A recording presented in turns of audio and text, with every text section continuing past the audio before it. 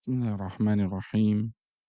Innal hamdalillah nahmaduhu wa nasta'inuhu wa nastaghfiruh wa na'udzu billahi min syururi anfusina wa min sayyiati a'malina may yahdihillahu fala mudhillalah wa may yudlilhu fala hadiyalah. Asyhadu an la ilaha illallah wa asyhadu anna Muhammadan abduhu wa rasuluh alladzi la nabiyya wa la rasula ba'dah. Allahumma shalli wa sallim wa an'im ala nabiyyina wa habibina wa syafi'ina Muhammad sallallahu alaihi wasallam wa ala alihi wa sahbihi ajma'in. Allahumma arhamna bil Qur'an waj'alhu lana imaman wa nuran wa hudan wa rahmah. Allahumma dzakkirna minhu ma nasina wa 'allimna minhu ma jahilna warzuqna tilawatahu ana al-laili wa atrafan nahar. Warzuqna tilawatahu ana al-laili wa atrafan nahar. Allahumma ja'alna wa ahlana wa auladana min ahlil Qur'an alladzina hum ahluka wa khassatuka ya rabbal alamin. Subhanaka la ilma lana illa ma 'allamtana innaka antal alimul hakim. Allahumma rzuqna ilman nafi'an wa rizqan wasi'an wa amalan mutaqabbalan. Alhamdulillah, sahabat Al-Qur'an yang dimuliakan oleh Allah Subhanahu wa taala. Insyaallah pada kesempatan pagi hari ini kita akan sama-sama kembali mentadabburi ayat-ayat Allah Subhanahu wa taala dalam kehidupan kita, dan mudah-mudahan Allah Subhanahu wa taala memberikan kepada kita ilmu yang bermanfaat, rezeki yang Allah lapangkan, dan amalan yang Allah terima. Amin ya rabbal alamin. Pagi hari ini kita akan coba membahas ayat-ayat Allah yang berkaitan dengan bagaimana agar kita bisa meriset kembali tujuan pernikahan yang barangkali kita sudah menjalaninya bisa jadi 10 tahun, puluhan tahun gitu ya, tahunan bahkan puluhan tahun ya. Insyaallah kita akan sama-sama mencoba meriset ulang tujuan pernikahan yang mungkin sudah dijalani oleh ayah, bunda, kakak, sahabat Al-Qur'an sekalian. Kenapa ini sangat penting kita bahas? Karena kita tahu bahwasannya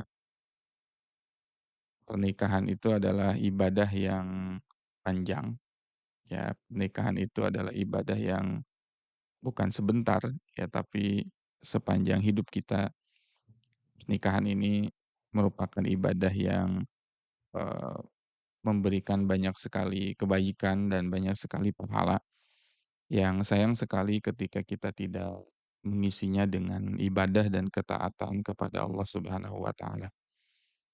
Nah, ini cocok untuk kita renungkan kembali dan mungkin untuk kita gali bersama-sama berkaitan dengan meriset kembali tujuan pernikahan. Kenapa Ustadz harus diriset? Nah, karena banyak akhirnya orang-orang yang menikah, tetapi sampai detik ini mereka tidak memiliki tujuan. Atau bahkan mungkin dulu punya tujuan, tetapi sudah hilang seiring berjalannya waktu. Nah, oleh karenanya insyaallah hari ini kita akan coba riset kembali tujuan kita menikah itu apa sih? Tujuan pernikahan di dalam Al-Qur'an itu apa sih?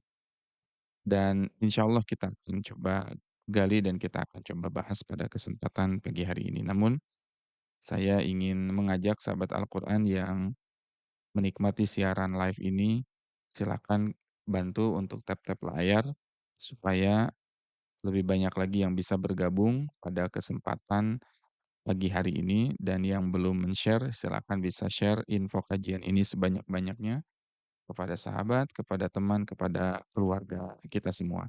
Mudah-mudahan menjadi amal jariyah bagi kita semua. Amin ya rabbal alamin.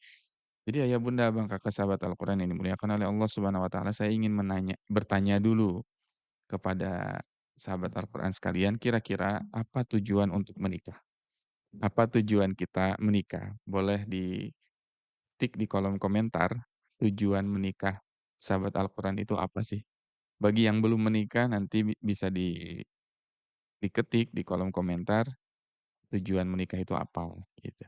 Bagi yang sudah menikah, tujuan menikah juga apa, gitu ya. Saya akan baca satu persatu. Yang pertama, tujuan menikah adalah untuk beribadah kepada Allah Subhanahu wa taala. Untuk apa lagi nih? Sepakat berarti ya? Tujuan menikah itu untuk apa? Untuk beribadah. Ya, insyaallah. Tujuan menikah untuk selain beribadah, kira-kira untuk apa lagi?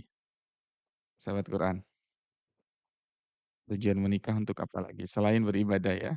Karena ini banyak kalau ditanya tujuan menikah untuk beribadah. Untuk teman di rumah, terutama teman curhat. Masya Allah. Untuk apa lagi? Biasanya kita menikah, Masya Allah ya. Ingin mempunyai keturunan, menyempurnakan agama, memiliki keturunan yang saleh-salehah, menyamakan visi dan misi menjalankan kehidupan untuk anak keturunan. Masya Allah. Barakallahu fiik. Sahabat Al-Quran yang dimuliakan oleh Allah Subhanahu wa Ta'ala. Sebetulnya para ulama itu sangat menyederhanakan tujuan untuk menikah itu untuk apalah ya. Nah, sebelum ke tujuan menikah, saya ingin bertanya dulu, kenapa sih kita itu harus punya tujuan? Kenapa kita harus punya tujuan dalam pernikahan itu? Kenapa kita harus punya tujuan? Nah, bisa diketik juga di dalam kolom komentar. Kira-kira apa yang terjadi kalau seseorang itu pergi ke suatu tempat, tapi dia tidak memiliki tujuan? Apa yang terjadi kalau seseorang itu pergi ke suatu tempat, tapi dia tidak punya tujuan? Dia pergi ke suatu tempat, dia mungkin naik kendaraan, kemudian dia nggak punya tujuan, tapi dia punya uang. Dia naik saja akhirnya kendaraan umum, kemudian dia naik ke ke mobil tersebut, kemudian ditanya sama supirnya, "Bapak atau Ibu mau pergi ke mana? Bapak atau Ibu mau pergi ke mana sih?" Terus kita jawab, "Terserah," ya, pokoknya terserah, yang penting jalan. Akhirnya orang ini pergilah ya, punya uang, ibarat naik taksi, argonya terus berputar, kemudian uang itu terus keluar, kemudian akhirnya argonya berhenti, uangnya habis. Berarti seseorang yang menaiki taksi, tapi dia tidak punya tujuan, dia telah satu menghabiskan uang, 2 menghabiskan waktu. Karena apa? Penyebabnya dia tidak punya tujuan. Jadi orang yang nggak punya tujuan itu adalah orang yang akan menghabiskan waktunya dan tenaganya dengan percuma. Oleh karenanya penting bagi kita berarti untuk memiliki yang namanya tujuan. Tujuan kita dalam kehidupan itu apa? Karena satu, supaya tenaga kita nggak habis, kan usia itu terbatas. Kedua, waktu juga terbatas, uang juga terbatas. Nah, penting bagi kita tadi untuk merumuskan kembali, tujuan kita menikah itu apa. Ya, tujuan dalam membangun rumah tangga itu apa. Karena banyak orang-orang yang dia dia hidup tapi tidak memiliki tujuan. Kita tanya saja, hari ini banyak sekali anak-anak yang sekolah. Ada anak SD, ada anak-anak SMP, SMA.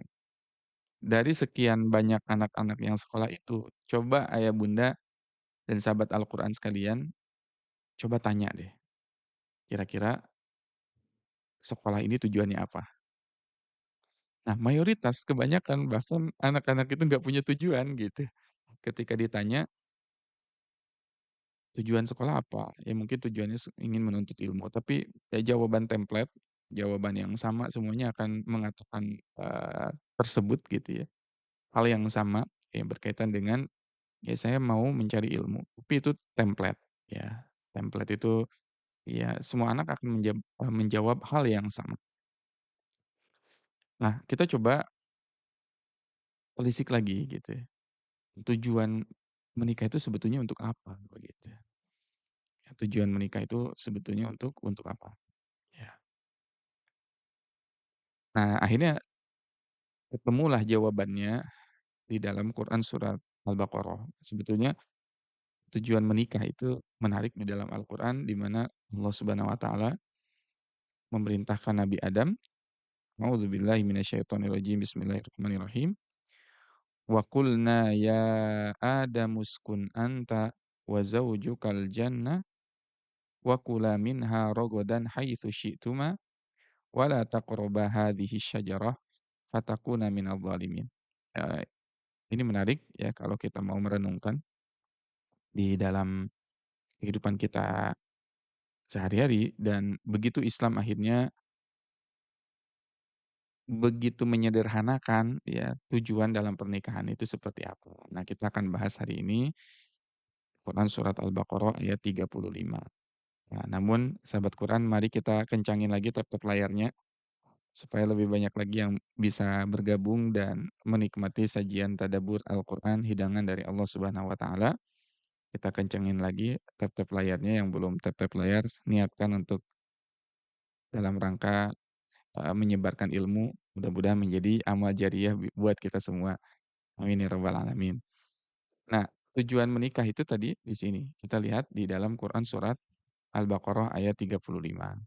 Quran surat Al-Baqarah ayat 35 yang insyaallah ini kita akan, eee, kaji pada kesempatan pagi hari ini insyaallah. Baik, sahabat Quran yang dimuliakan oleh Allah Subhanahu wa taala, perintah pertama di dalam Al-Quran ada pada Quran surat Al-Baqarah ayat 35. Perintah di dalam Al-Quran yang pertama bukan salat, bukan zakat, bukan membaca Al-Quran, bukan infak, bukan qiyamul lail, bukan saum, tetapi perintah pertama di dalam Al-Quran adalah uskun anta wa zaujukal jannah wa kula minha ragadan haitsu syi'tuma.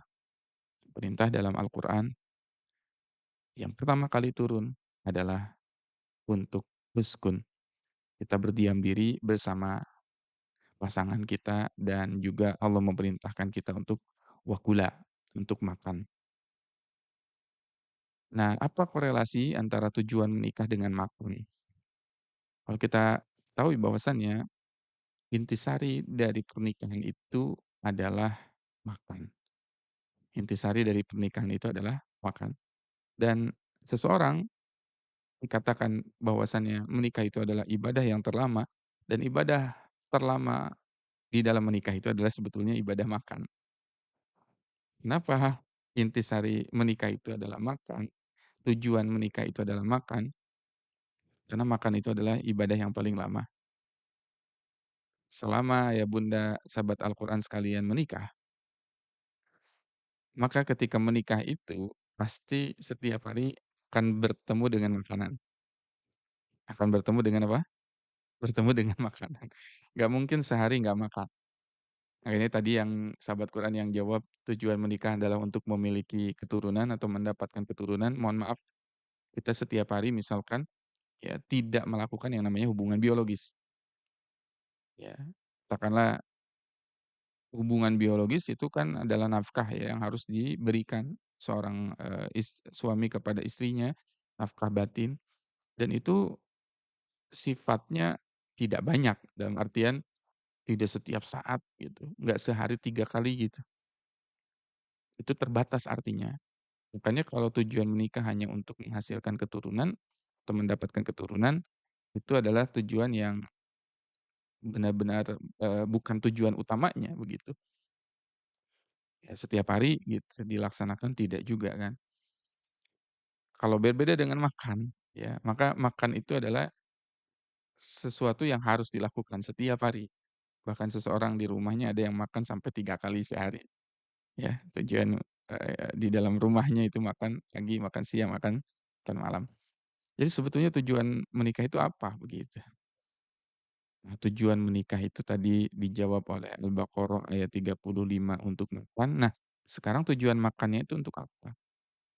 Tujuan makan untuk apa? Tujuan makan untuk apa, Ayah Bunda? Sobat Quran? Nah, saya kan pengen baca-baca dulu kolom komentar nih. Tujuan kita makan untuk apa? Untuk ibadah. Ibadahnya seperti apa? Ibadah biar kuat? Belum? Bukan? Ya, hampir-hampir ya. Tujuan kita makan untuk apa? Untuk hidup. Selain untuk hidup, belum ada ya jawaban yang untuk mencari nafkah, bukan. Tujuan kita makan untuk apa, sahabat Quran? Ada 2 tujuan untuk makan. Untuk bisa beribadah dan berbuat baik, mencari ridha Allah, untuk apa lagi kita makan? Untuk sehat. Nah, untuk sehat, Masya Allah. Nah, sebetulnya tujuan makan itu ada 2 ya, tujuan makan itu ada 2. Mmm, ingat-ingat bahwasannya tujuan dari neraka itu ada 2. Maaf, tujuan dari makan itu ada 2. Yang pertama adalah kita mendapatkan keberkahan dan kita terhindar dari api neraka. Tujuan kita makan itu adalah ada 2. Ya, jadi makan bukan sekedar makan juga, tetapi makan itu adalah satu tujuannya ada 2. Ya, kita punya tujuan ketika makan itu ada 2 yang harus kita dapatkan. Tujuan kita makan di dalam kehidupan kita itu adalah 2. Yang pertama kita mendapatkan keberkahan dan yang kedua kita terhindar dari azab neraka. Itu goals-nya. Sehingga dalam doa makan kita, Allahumma barik lana fima razaqtana wa qina adzabannar. Kita makan bukan hanya sekedar makan. Karena kalau makan hanya sekedar makan, sebagaimana pepatah dari Buya Hamka, makan kalau hanya makan sekedar makan, kera di hutan pun sama makan. Babi di hutan pun sama makan. Yang membedakan kita dengan hewan ketika kita makan, yang kita cari dari makanan itu satu adalah keberkahan dan yang kedua adalah terhindar dari azab neraka. Sehingga doa yang kita panjatkan adalah Allahumma barik lana fima razaqtana wa qina adzabannar. Jadi sebetulnya ketika kita makan, kita sedang mencari apa? Keberkahan dari rezeki yang Allah titipkan kepada kita dan dengan makanan ini kita berharap terhindar daripada yang namanya api neraka.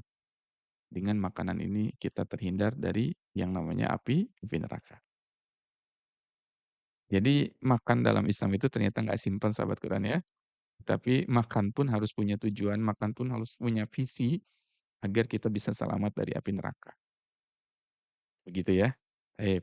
Jadi kita coba arrange kembali, kita susun kembali. Tujuan menikah adalah untuk apa? Tujuan menikah adalah untuk titik-titik, untuk apa? Boleh diketik tujuan menikah untuk apa? Supaya udah sama ya nih. Nah, tujuan menikah adalah untuk makan. Ya, karena selama kita menikah tidak pernah ada dalam artian, tidak pernah ada yang namanya tidak makan dalam sehari, pasti akan ada makannya. Oke, sekarang kita arrange kembali. Tujuan menikah itu adalah untuk makan, tujuan makan untuk apa? Tujuan makan untuk mendapatkan keberkahan dan terhindar dari api neraka. Jadi kalau saya sederhanakan, tujuan menikah itu adalah untuk makan, dan tujuan makan adalah untuk terhindar daripada neraka dan mendapatkan keberkahan. Oke, kita sederhanakan lagi. Tujuan pernikahan itu adalah untuk makan, dan tujuan makan adalah untuk mendapatkan keberkahan dan terhindar dari api neraka. Sehingga tujuan utama daripada pernikahan adalah agar kita semua, anak, istri kita, keturunan kita terhindar daripada neraka. Itu tujuan pernikahan yang paling utama.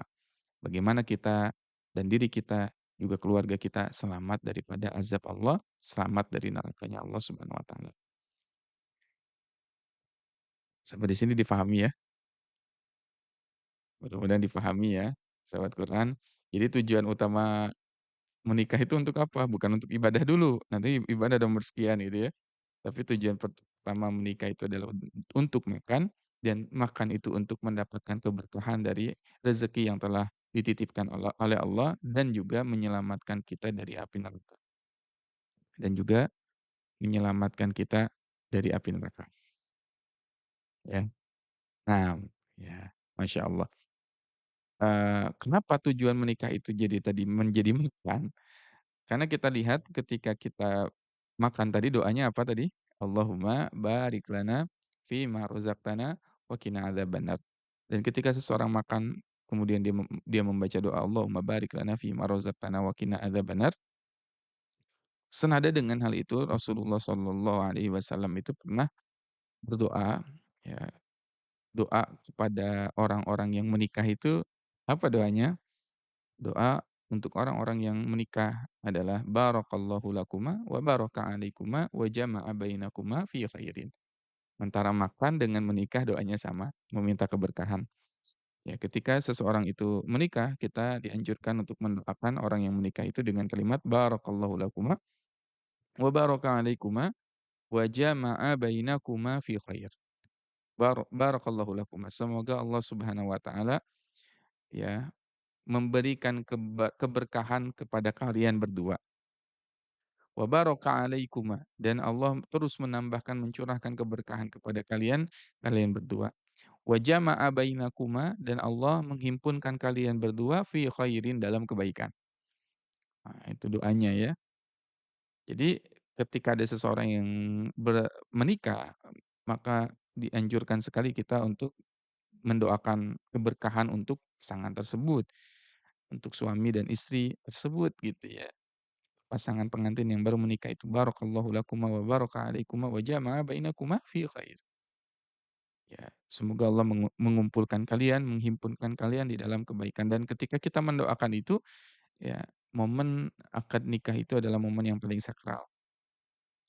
Dihadiri, disaksikan oleh para malaikat, dan perjanjiannya disebut dengan perjanjian yang mitsaqan ghalidhan, yang sampai ketika mitsaqan ghalidhan itu terjadi, arasy Allah itu bergetar.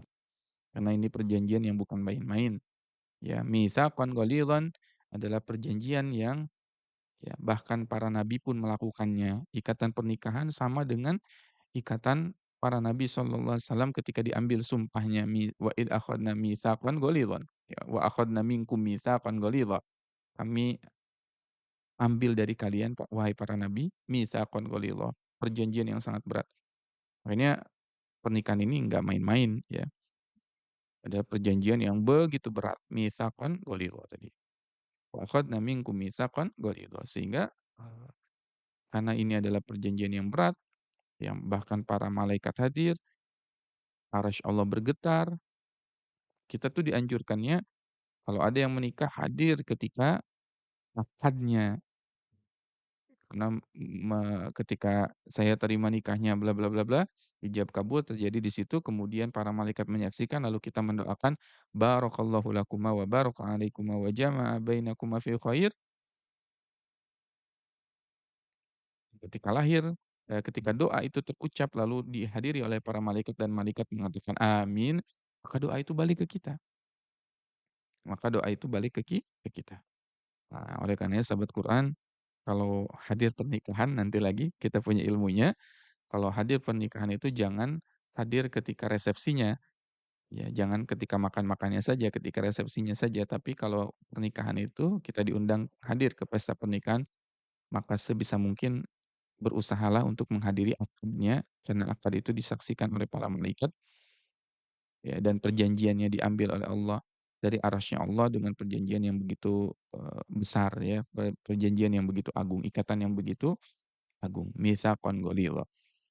Nah, jadi jangan sampai makan saja gitu ya di resepsi, mengicip hidangannya saja, tapi cobalah berikhtiar untuk hadir di akadnya. Karena nanti kita dapat doa dari malaikat, doa keberkahan untuk diri kita dan keluarga kita juga.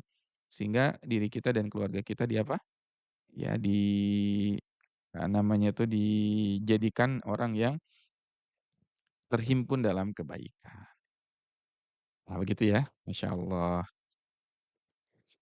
Oke, kita luruskan kembali, kita mulai kembali, rearrange lagi dari awal. Bahwasanya tujuan untuk menikah adalah untuk makan. Tujuan makan adalah untuk mendapatkan keberkahan dan terhindar dari api neraka.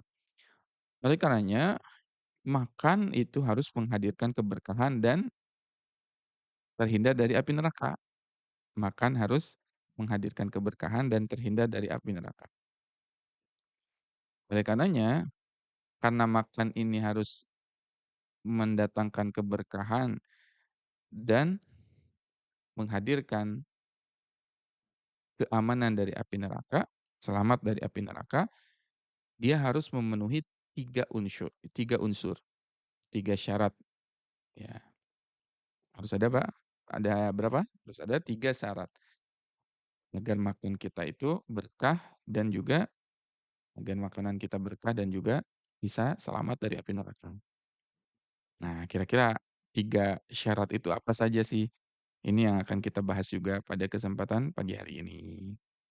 Masih siap menyimak? Masih semangat menyimak nggak sahabat Quran? Masya Allah. Mudah-mudahan masih semangat menyimak ya. Ada 3 tujuan kita makan, ya, atau makan itu akan mendatangkan keberkahan dan akan menghindarkan kita dari api neraka kalau memenuhi 3 unsur ini. 3 unsur yang pertama adalah zat dari makanan itu sendiri, yang kedua adalah rezeki yang kita dapatkan untuk makanan tersebut, dan yang ketiga adalah bagaimana cara kita makan. Jadi makan itu harus punya 3 tujuan, atau ketika kita makan dan kita ingin mendapatkan keberkahan dan terhindar daripada azab Allah, ada 3 yang harus terpenuhi. Ya, ada 3 yang harus terpenuhi. Jadi, sahabat Quran kalau kita makan, kita itu kan ketika makan kita punya goals. Goals-nya adalah mendapatkan keberkahan dari Allah dan terhindar dari azab neraka. Nah, untuk mendapatkan goals tersebut, kita membutuhkan 3 aspek. Yang pertama adalah aspek makanannya atau zatnya, yang kedua adalah dari mana makanan itu berasal, dan yang ketiga bagaimana cara kita memakannya. Ya, maka kalau kita punya 3 hal dalam makanan ini, insya Allah Allah berikan keberkahan pada makanan yang kita makan dan Allah selamatkan kita dari api neraka. Ya. Jadi 3 tadi, pertama apa? Makanannya atau zatnya. Ya, pertama makanannya atau zatnya. Yang kita makan itu zatnya halal dan toyib atau tidak. Halal dan toyib atau tidak. Karena makanan yang kita makan itu bukan hanya sekedar makan, bukan hanya sekedar halal. Sekarang banyak tidak makanan halal ya Bunda, sahabat Quran? Banyak tidak makanan yang halal? Banyak. Di mana-mana banyak halal itu, ya banyak makanan yang halal, banyak. Tapi kalau kita perhatikan toyib atau tidak makanannya? Toyib atau tidak? Wallahu a'lam. Mungkin halal tapi tidak toyib. Mungkin halal tapi tidak toyib. Oleh karenanya perintahnya di dalam Al-Qur'an kan, "Ya ayyuhan nas, kulu mimma fil ardi halalan thayyiban." Ya ayyuhan nas, kulu mimma fil ardi halalan thayyiban. Wahai manusia, makanlah daripada apa-apa rezeki yang Allah berikan kepada kalian, halalan thayyiban, yang halal dan yang thayyib. Tidak bisa salah satunya. Pas saya makan yang thayyib saja Ustaz, halalnya enggak bisa. Atau saya, Ustaz makannya yang halal saja tapi tidak thayyib, tidak bisa. Harus keduanya, halalan thayyiban, halal dan thayyib. Ya ayuhan nasu kulu mimma fil ardi halalan thayyiban. Jadi makan itu harus yang halal dan thayyib. Tidak bisa salah satunya. Thayyib saja tidak bisa, halal saja tidak bisa. Sehingga sahabat Al-Quran yang dimuliakan oleh Allah, berarti harus terpenuhi zat dari makanan yang kita makan itu 2 unsur, halal dan thayyib. Contoh saya pengen nanya ke ayah bunda, tanpa mengurangi rasa hormat kepada pecinta seblak. Ya kita suka lihat jajanan seblak di pinggir jalan ya, kalau di Bandung itu banyak seblak. Seblak itu kerupuk yang direbus dan diberi apa, sambal yang begitu banyak. Halal tidak seblak itu? Halal nggak seblak? Dari zatnya itu halal, ya seblak itu kan halal. Tapi dari thayyibnya thayyib atau tidak? Kalau dia makan sampai banyak sekali sambalnya, halal atau thayyib? Halal dan thayyib tidak? Berarti seblak itu tidak menjadi thayyib, ya tidak menjadi thayyib. Karena zatnya, apa namanya, eee, sambelnya banyak, sehingga kalau makan bisa sakit perut, berarti dia tidak thayyib meskipun halal. Nah, berarti tugas untuk menyajikan zat makanan yang halal dan thayyib itu tugas siapa? Tugas menyajikan makanan yang halal dan thayyib itu adalah sebetulnya tugas istri, memasak makanan. Jadi istri itu punya tugas untuk memasak masakan, memberikan makanan, masakan halal yang thayyib. Itu biasa para istri itu memasak makanan, ya sehingga hadir masakan yang halal dan juga thayyib. Nah, halal dan thayyib hadir dalam kehidupan kita nih, makanan ini halal dan juga thayyib, maka bisa mendatangkan berkah dan menghindarkan diri kita dari azab neraka. Kalau sudah makanan kita halal dan thayyib. Begitu ya? Nah, sekarang saya ingin tanya ke ayah bunda, bang kakak, sahabat Al-Quran sekalian. Contoh, pernahkah para bunda-bunda di sini nih, para istri-istri sholihah di sini nih, menyajikan sampah kepada anak atau suaminya? Pernah nggak kita menyuguhkan sampah kepada makanan ya, hidangan kepada suami, "Pak, ini makan," gitu ya. "Pak, ini apa? Ini makan." Ya, berupa apa? Berupa sampah. Pernah nggak? Ya nggak mungkin, ya nggak pernah. Nah, sekarang saya tanya, ketika ya, bunda makan ayam, pengen ayamnya itu keras tulangnya atau pengen ayamnya itu sampai lunak sekali tulangnya?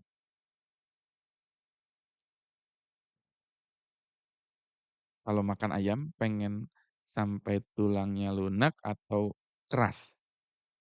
Kebanyakan, ayo jujur. "Ustaz, saya mah sukanya makan ayam yang tulangnya lunak." Biasanya gitu ya, kita cari yang ayam tulang lunak, dipresto sampai bener-bener bener-bener lunak gitu tulangnya. Bandeng, ikan bandeng pengen sampai bandeng tulang lunak ya, dipresto gitu. Nah, kalau dipresto, misalkan ayam itu dipresto, berarti sampai lunak. Ketika sampai lunak, yang tadinya fitrahnya tulangnya itu adalah keras, tapi sekarang menjadi apa? Menjadi lunak. Berarti dia kehilangan apa? Dia telah kehilangan nutrisinya. Dia telah kehilangan apa? Kehilangan nutrisi. Kalau nutrisinya sudah hilang, kan gizinya di mana gitu, logika kita ya. Kalau ayam ini tadinya fitrahnya adalah tulangnya keras, tapi tiba-tiba apa? Jadi lunak. Berarti telah kehilangan apa? Telah kehilangan nutrisinya. Nah, sampai di sini paham ya? Berarti yang kita makan apa tuh? Yang kita makan sebetulnya sampah gitu. Contoh lain, ayah bunda lebih suka membuat nasi di Magicom atau Magic Jar atau di tungku ya. Kalau bahasa Sunda itu buat nasi itu dengan sistem diakel. Diakel itu di apa ya, eee, menanak ya, ditanak ya nasi itu pakai, kayak dari anyaman bambu begitu ya, dulu dimasukkan, apa namanya, ke dalam, langseng gitu ya, dikukus, diakel ya, Masya Allah, pakai seeng. Nah, ayah Bunda masak hari ini pakai magic atau tidak? Pakai sihir atau tidak? Kan masak itu kan pakai sihir ya, dalam artian magic ya, magic itu kan artinya sihir. Iya, masukin aja nasi setelah diberesin gitu ya, dicuci, masukin beras, kemudian ditunggu 10 menit, 20 menit, sekarang udah jadi teng gitu, ya. Jadi magic gitu. Nah, pertanyaannya, sahabat Quran, coba yang zaman dulu ya, yang masak nasinya diakel itu, rasanya beda atau tidak? Antara yang memakai sihir dengan yang tidak. Beda atau enggak? Beda itu. Orang tua zaman dulu itu kalau masak nasi beda dengan yang sekarang ya. Karena proses di situ berbeda, harus dihihidan ya, dihihit itu pakai apa, pakai kipas yang terbuat dari bambu, kemudian di apa, di apa namanya ya, sambil nasinya diratakan, kemudian di apa, pakai kipas ya dari bambu, nanti lama-lama akan apa, akan, dingin lalu kita bisa makan. Hasilnya pasti akan berbeda, hasilnya pasti akan berbeda. Contoh lain, saya suka nanya ke orang yang memasak, hasil sambal yang diulek menggunakan tangan dengan sambal yang memakai blender beda atau tidak? Beda atau tidak? Masih beda, ya masak menggunakan blender dengan diulek manual gitu. Ada tekstur di situ, kalau di blender kan langsung hancur semuanya. Begitu pula dengan yang MPASI biasanya ya, ngasih makan ke bayi itu kan ada yang di blender, dengan ada yang apa, ya dengan diulek, disaring sampai dapat tekstur yang bagus. Pasti akan beda, pasti akan beda. Nah, berarti tugas para istri adalah bagaimana memastikan makanan yang masuk ke dalam perut anak-anak dan suaminya atau keluarganya menjadi makanan yang halal dan thayyib. Dan hari ini makanan halal, makanan thayyib itu mungkin banyak makanan halal tapi yang thayyib sedikit. Berarti sebetulnya tugas istri itu berat atau tidak sahabat Quran? Karena dia sedang masak dan masak itu bukan perkara sederhana. Karena kalau kita lihat tadi tujuan untuk masak itu mendapatkan makanan dan makanannya itu harus menyelamatkan keluarga daripada neraka. Berarti tujuan wanita kalau sedang masak bukan sekedar masak. Jadi nanti kalau suami nanya, "Mama lagi masak apa?" Atau "Lagi ngapain?" Jawabnya bukan masak, tapi jawabnya, "Mama lagi punya visi untuk menyelamatkan keluarga kita dari api neraka." Oh, keren itu. Keren nggak? Saya sedang masak. Beda ya, kita niat masak dengan niat, "Saya pengen nyelamatin anak keluarga saya dari api neraka." Beda nggak? Beda feel-nya. Dan disitulah nilai ibadahnya.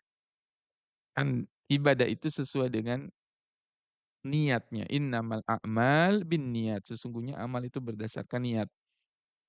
Kalau orang masak sekedar masak, ya udah selesai. Niat dia masak hanya sekedar untuk niat masaknya itu hanya untuk sekedar makanan, menyajikan makanan. Tapi kalau seseorang sudah masak niatnya menyelamatkan diri dan keluarga dari api neraka, di tengah gempuran hari ini makanan yang haram begitu banyak, maka dia mendapatkan nilai yang mulia di sisi Allah. Jadi kalau ibu-ibu semua sedang masak di rumah dan ditanya sama suami, "Mama lagi apa?" Jangan jawab hanya sekedar, "Mama sedang masak," tapi jawablah, "Mama sedang menyelamatkan anak dan suami, keluarga dari api neraka." Wah, itu cakep banget, keren banget. Jadi masaknya itu punya visi.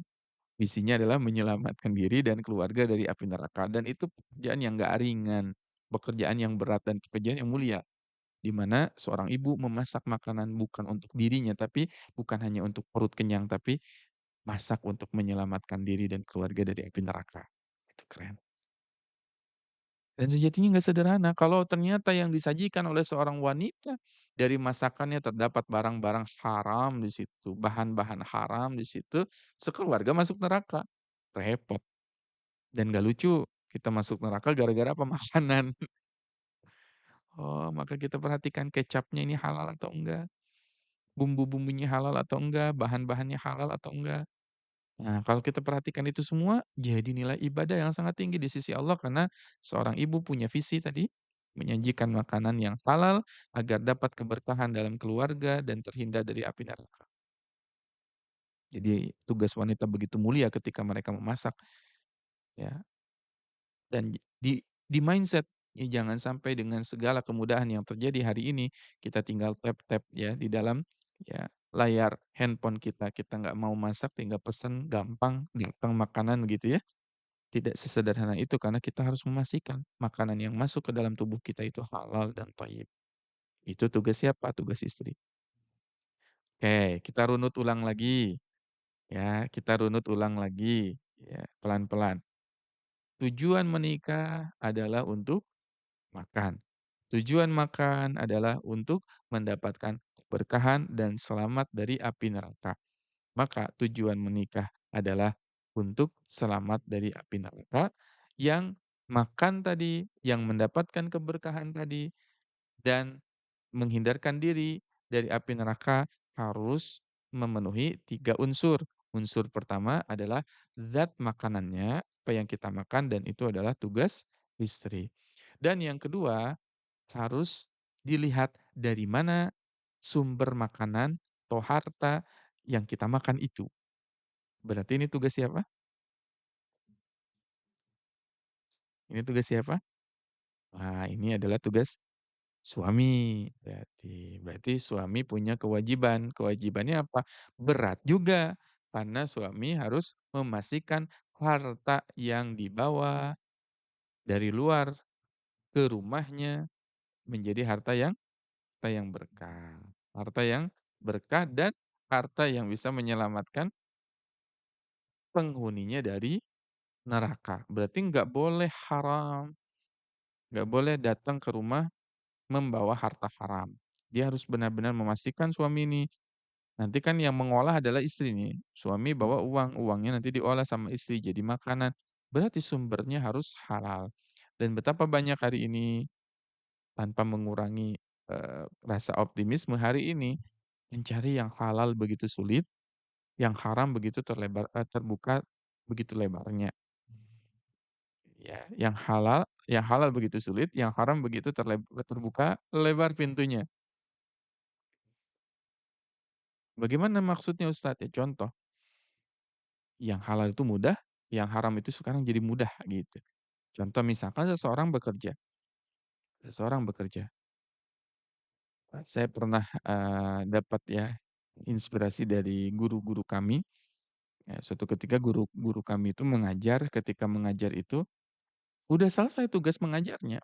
Jadi kelas dia ngajar, kemudian selesai misalkan, 10 menit sebelum, belnya selesai. Maka, karena dia sudah selesai, ya udah dia akhirnya akhiri tugas mengajarnya, dia pergi keluar gitu. Anak-anak akhirnya main di kelas, karena tugasnya sudah selesai sebetulnya gitu. Nggak ada lagi materi yang disampaikan, 10 menit bel belum berakhir, akhirnya guru tersebut pergi keluar. Lalu ada seseorang yang menegur, ya, "Ya fulan, ketahuilah bahwasannya waktu kamu belum selesai, waktu kamu ngajar itu kan sampai misalkan katakan sampai jam 7. Berarti ya, meskipun kurang dari 10 menit tadi, itu adalah apa, itu adalah hak anak-anak tadi kan. Sehingga kalau dia keluar sebelum selesai waktunya, dia telah korupsi, korupsi 10 menit gitu. Maka yang 10 menit itu adalah apa, neraka gitu, peluang untuk masuk neraka. Seseorang karyawan bekerja di dalam kontraknya jam sekian sampai jam sekian. Namun orang tersebut misalkan bekerjanya itu di bawah dari jam tersebut, di bawah dari jam tersebut. Misal bekerjanya sampai jam 5 sore, tetapi jam 4 misalkan, 4.50 dia sudah selesai. Berarti kan dia korupsi waktu, bukan hanya korupsi uang saja. Sehingga 10 menit yang dia lakukan tadi akhirnya berubah menjadi gaji, nah gaji itunya yang menjadi haram dan dia makan, dia bawa ke anak istrinya. Berarti susah tidak mencari yang halal? Susah di zaman sekarang. Sekarang ada orang misalkan ngajar, ya, atau jadi apa, pegawai negeri sipil misalkan. Di waktu-waktu sela-sela dia bekerja, dia pergi ke mana gitu, nggak ada urusan, nggak ada pekerjaan yang urgent, pergi ke mana, keluyuran di luar kantornya. Berarti dia sedang apa, memakan harta yang haram. Ya, memakan harta yang haram itu, dia haram, tapi dia lakukan itu dan dia bawa ke rumah. Berarti berat juga nggak jadi seorang suami? Ya berat juga, karena dia harus memastikan harta yang dimakan oleh anak-anaknya adalah harta yang halal, harta yang halal dan juga thayyib. Ya, gajinya itu sumbernya haram atau tidak. Sedangkan kita tahu bahwasannya harta yang haram berpengaruh kepada apa? Berpengaruh kepada mustajabnya doa-doa kita. Mustajabnya doa-doa kita. Jadi harta halal itu dan harta haram berpengaruh kepada apa? Mustajabnya doa-doa kita. Nah, oke. Berarti ada berapa tuh? Sudah ada 2 tuh aspeknya. Kita makan harus memenuhi 2 aspek. Aspek pertama adalah makanannya yang diolah oleh istri dan dari mana makanan itu datang atau sumbernya, hartanya, yaitu adalah tugasnya suami. Dan yang ketiga adalah cara memakannya, cara makannya, cara makan. Nah, makan itu terbagi menjadi 2 ya. Ada 2 teknik ya kita makan itu. Pertama ada teknik memacul, seperti petani kan dia macul ya dari kiri ke kanan ya, dari pinggir ke tengah atau lompat indah. Ya, kalau lompat indah berarti makannya itu langsung dari tengah-tengah. Cara memakan pun berpengaruh kepada keberkahan makanan itu dan bisa menyelamatkan diri kita dari api neraka dari cara makan. How to-nya gimana gimana sih caranya kita makan itu dilihat sama Allah. Akhirnya Nabi SAW mengajarkan kita dalam sebuah hadis dan ini hadis pendidikan atau parenting di rumah dimulai dari makan. Ya gulam, qala Rasulullah sallallahu alaihi wasallam, "Ya gulam, wahai anakku," kata Nabi, "Sammillah." Kalau mau makan, sammillah, pujilah Allah. Wakul biyaminik dan makanlah dengan tanganmu, wakul mimma yalik dan makanlah dari yang paling dekat denganmu. Jadi dari mana dulu? Dari pinggir. Nah, kita makan jangan ajarin ke anak, jangan langsung yang dari tengah-tengahnya. Kenapa harus dari pinggir? Karena nanti kalau kita makan dari pinggir pinggir pinggir ke tengah, oh nggak habis, berarti yang sudah kita makan nggak diacak. Kalau dari tengah langsung kan kita ngacak makanan. Nah, ketika ngacak makanan, ini makanan sudah diacak, diambil di mana bagian mana sini, di sini dicomot. Tersisa makanan mau nggak kita makan? Sisa itu, pasti kita nggak mau. Akhirnya yang terjadi apa? Yang terjadi adalah mubadzir. Yang terjadi adalah mubadzir. Makanan akhirnya terbuang karena nggak dimakan dari seluruhnya, ya nggak dimakan dari tengahnya. Yang terjadi adalah apa? Mubadzir. Ya ini makanan dibuang-buang. Sayang tidak? Sayang sekali. Sayang sayang sekali. Ya, berarti kalau mubadzir, innal mubadzirina kanu ikhwana syayatin, sesungguhnya orang-orang yang mubadzir itu adalah temannya adalah setan. Ya, mubadzir itu adalah temannya setan. Nah, berarti penting bagi kita untuk apa tuh? Memperhatikan makanannya seperti apa, dari mana hartanya, dan cara kita memakan. Dengan demikian akhirnya Allah berikan keberkahan lewat makanan, dan dengan makanan yang berkah, akhirnya bisa menyelamatkan kita dari api neraka. Berarti tugas istri memasak, tugas suami untuk apa? Menghadirkan makanan terbaik dari rezeki yang halal, dan tugas bersama adalah makan, menjaga makanan-makanan dengan makan yang, ihsan yang cara yang baik, ya. Nah, ya, baik, berarti kalau kita sederhanakan lagi, kita tarik lagi dari awal nih, tujuan utama untuk menikah adalah untuk makan, tujuan untuk makan adalah untuk mendapatkan keberkahan dan menghindarkan diri dari api neraka, sehingga tujuan utama menikah adalah agar saya dan kamu terhindar dari neraka dan anak-anak terhindar dari neraka, sehingga ini yang harus kita jadikan tagline Quran surat At-Tahrim, "Ya ayyuhalladzina amanu qu anfusakum wa ahlikum nar." Wahai orang-orang yang beriman, qu anfusakum, jagalah dirimu, wa ahlikum, dan keluargamu naron, dari api neraka. Jadi tugas kita menikah itu sebetulnya bukan bukan hanya sekedar gimana caranya masuk surga, yang paling utama adalah kita terhindar dulu dari neraka. Sebab orang yang terhindar dari neraka pasti masuk surga. Faman zuhziha 'anil nar wa udkhilal jannah faqad faz. Allah mengatakan di dalam Al-Qur'an, "Faman zuhziha 'anil nar", siapa yang dihindarkan dari neraka, wa udkhilal jannah, dan dimasukkan ke dalam surga, faqad faz, dia adalah orang yang beruntung, ya, beruntung. Berarti tujuan sebetulnya bukan adalah masuk surga, makanya kalau di dalam nasihat-nasihat pernikahan biasanya tujuan untuk menikah itu untuk mendapatkan sakinah, mawaddah, warahmah, itu nomor sekian sebetulnya nanti gitu prosesnya.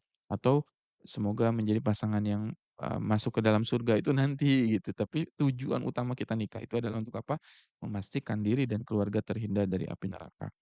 Faman zuhziha 'anil nar, siapa yang selamat dari neraka, wadukhilal jannah, dan dia akan dimasukkan ke dalam surga, faqad faz, dia sungguh menjadi orang yang beruntung dan orang yang menang, orang yang menang. Ya, jadi ingat-ingat, bunda, abang, kakak, sahabat Al-Quran sekalian, ketika menikah ini, setelah menikah puluhan tahun, ya, mungkin sudah menikah tahunan dan puluhan tahun ini, sudahkah tercapai tujuan utama kita, selamat dari api neraka? Ya, sehingga nanti tanya kepada suami, untuk apa kita nikah? Untuk terhindar dari neraka. Pada anak-anak pun gitu ya, yang ada, kita jelaskan bahwasanya tujuan keluarga ini hadir adalah untuk menyelamatkan diri kita, pasangan kita dari neraka. Gitu ya, seorang suami bilang ke istrinya, "Mah, kita sama-sama terhindar yuk dari apa, dari neraka." Tujuan kita menikah adalah untuk menghindarkan diri dari neraka, karena neraka itu begitu besar azabnya dan saya begitu, ya, takut dengan azab neraka ini. Kalau kita udah lolos, ya, terhindar dari neraka, insyaallah masuk surga pun akan menjadi mudah. Jadi jangan dulu berbicara masuk surga begitu ya, tapi nerakanya itu dilewati, fase nerakanya dilewati. Maka jadikanlah, ya, tujuan utama kita untuk menikah bukan untuk meraih surganya Allah, tapi yang pertama adalah terhindar dulu dari api neraka. Karena siapa yang terhindar dari api neraka, udkhilal jannah, dia pasti akan masuk ke dalam surganya Allah Subhanahu wa taala. Masya Allah, tabarakallah. Ya, ini materi yang begitu padat ya, materi pagi hari ini, mudah-mudahan bermanfaat ya materinya. Bagi ayah bunda sahabat Al-Quran yang belum follow, jangan lupa untuk follow terlebih dahulu, siaran live tadabbur Al-Quran ini, karena insya Allah kita akan istiqomahkan kembali, live tadabbur Al-Quran setiap hari insya Allah. Malam tadi, kita membahas bahasan tentang Rasulullah ya, malam tadi kita sama-sama membahas tentang Rasulullah.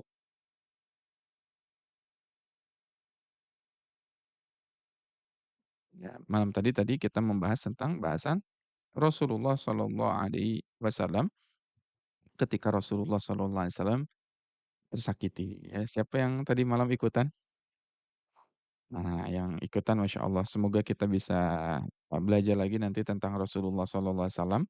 Insya Allah kita akan, ya, terus belajar ya setiap hari insya Allah. Mudah-mudahan Allah mudahkan kita dalam belajar, ya, dalam mencari ridhonya Allah. Yang paling penting adalah, kita juga bisa sama-sama ya. Kenapa sih Ustadz hadir live ini? Ya tadi tujuannya adalah untuk menjaga diri kita dari apa? Dari api neraka ya. Tujuan kita untuk menjaga diri dari api neraka. Qu anfusakum wa ahlikum nara. Ya, jagalah dirimu dan keluargamu dari api neraka. Gitu ya. Ya karena kita nggak pernah ridho dan nggak akan mungkin ridho ya, ketika salah satu atau salah seorang di antara sahabat Al-Quran yang menyimak hari ini masuk neraka. Wallahi kita nggak akan pernah ridho kalau di antara kita satu sama lain masuk ke dalam neraka. Naudzubillahi min dzalik. Insyaallah ya. Baik.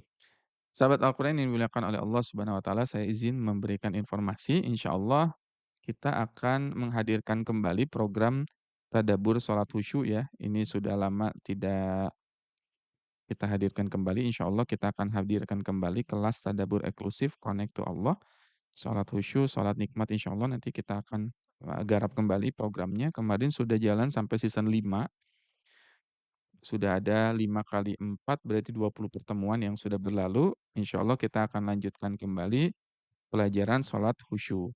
Ya, masyaallah. Ada yang ikutan dari season 1 sampai season 5?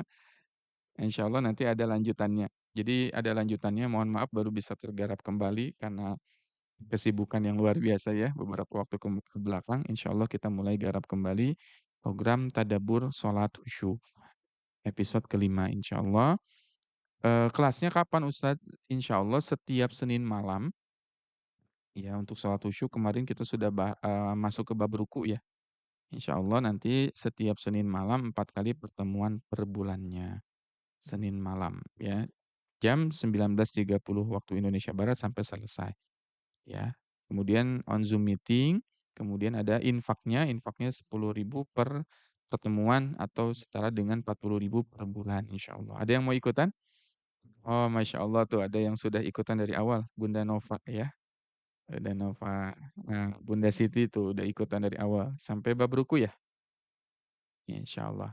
Bunda Farha, masya Allah. Nanti kita akan adakan lagi episode ke-6 berarti ya, season ke-6 sholat khusyuk.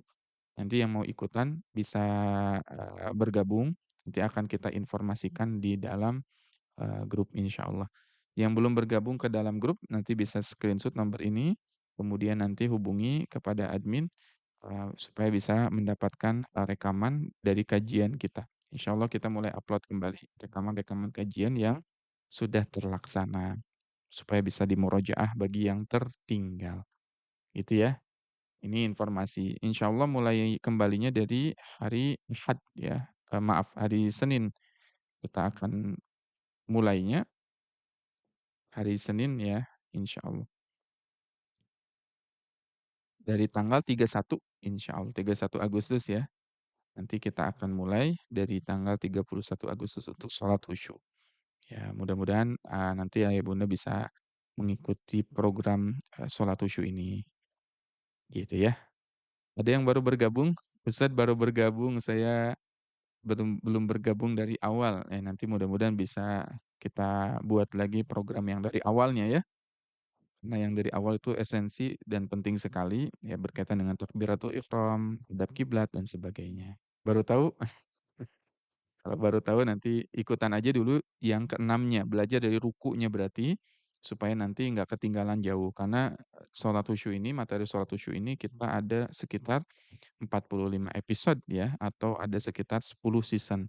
Yang ikutan dari awal berarti season ke-6 tinggal 4 season lagi insyaallah. Gitu ya, ini informasi untuk program sholat khusyuk, sholat nikmat insyaallah. Mudah-mudahan Allah, mudahkan, kita dalam belajar, dan menggali ilmu-ilmu yang berkaitan dengan ilmu yang menghantarkan kita ke dalam surganya Allah Subhanahu wa taala. Nah, kita cukupkan untuk pertemuan kita pada kesempatan, pagi hari ini. Kurang lebih mohon maaf jika ada salah kata dari saya. Saya Wildan Nugra undur diri. Kita cukupkan dengan mengucapkan hamdalah, alhamdulillahirabbil alamin, istighfar, astagfirullahaladzim, dan doa akhir majlis. Subhanakallahumma wa bihamdika asyhadu an la ilaha illa anta astaghfiruka wa atubu ilaik. Wassalamualaikum warahmatullahi wabarakatuh.